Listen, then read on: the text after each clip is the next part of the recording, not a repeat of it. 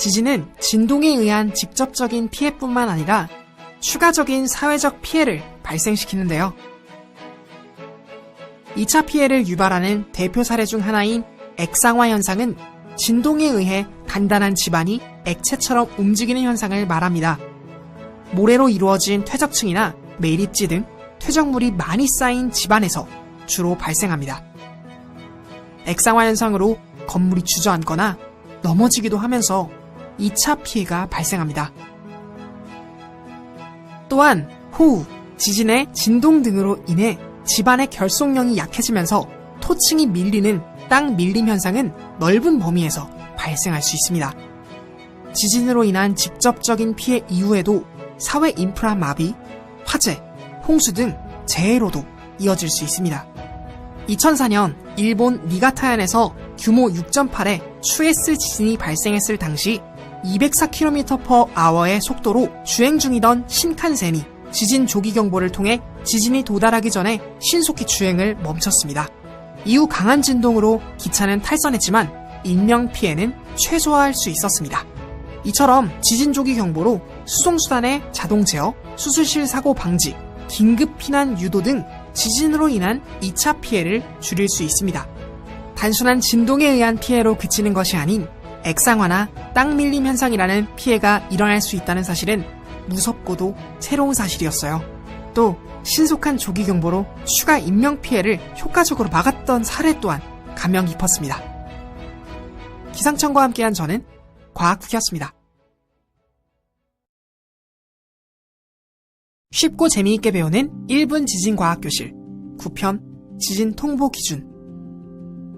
지진 정보는 어떤 기준으로 발표할까요?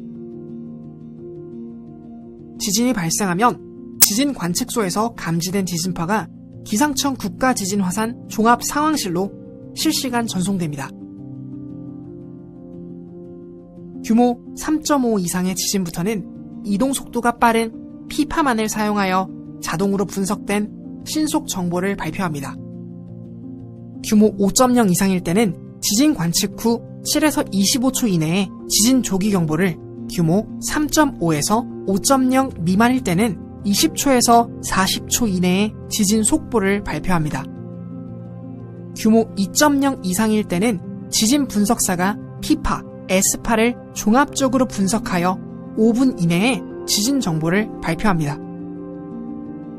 따라서 규모 3.5 이상의 지진이 발생할 경우에는 신속 정보를 발표한 후에 정밀 분석한 상세 정보를 추가로 제공하여 앞서 발표한 정보를 보완합니다. 최근 규모 2.0 미만의 지진에 대한 유감 신고가 증가하면서 기상청에서는 국민들의 불안감을 해소하기 위해 기상청 홈페이지에 미소 지진 정보를 제공하고 있습니다. 또한 해외에서 발생한 지진이라도 우리나라에 영향이 있을 수 있기 때문에 국외 지진 조기 경보 감시 영역을 확대했으며 규모 5.0 이상 국외 지진이 발생하여 국내에 진도 4 이상의 영향이 예상될 경우 국외 지진 조기 경보를 운영하여 통보하고 있습니다. 생각보다 수많은 지진이 일어나고 있고 이를 전부 받아보기에는 유의미하지 않은 지진이 많다는 것, 그리고 우리에게 꼭 필요한 지진을 빠르게 받아볼 수 있는 노력이 있다는 사실에 감사하게 되는 것 같습니다. 기상청과 함께한 저는 과학국이었습니다. 쉽고 재미있게 배우는 1분 지진과학교실 10편 지진해일. 지진해일은 해저지진, 산사태, 화산분출, 운석 낙하 등에 의해 대양의 해저나 해저 부근에서 발생하는 파장이 매우 긴 파도를 말합니다. 대부분의 지진해일은 한 경계에서 발생하는 지진활동에 의해 단층 부근의 해수면이 상승 또는 하강하면서 발생합니다.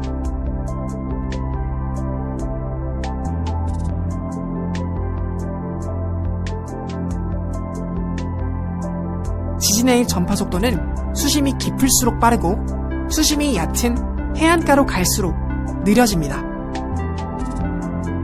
지진해일의 파고는 수심이 깊은 곳에서 낮을 수 있지만 수심이 얕은 해안가로 갈수록 파고가 급격히 높아져 피해를 일으킬 수 있습니다.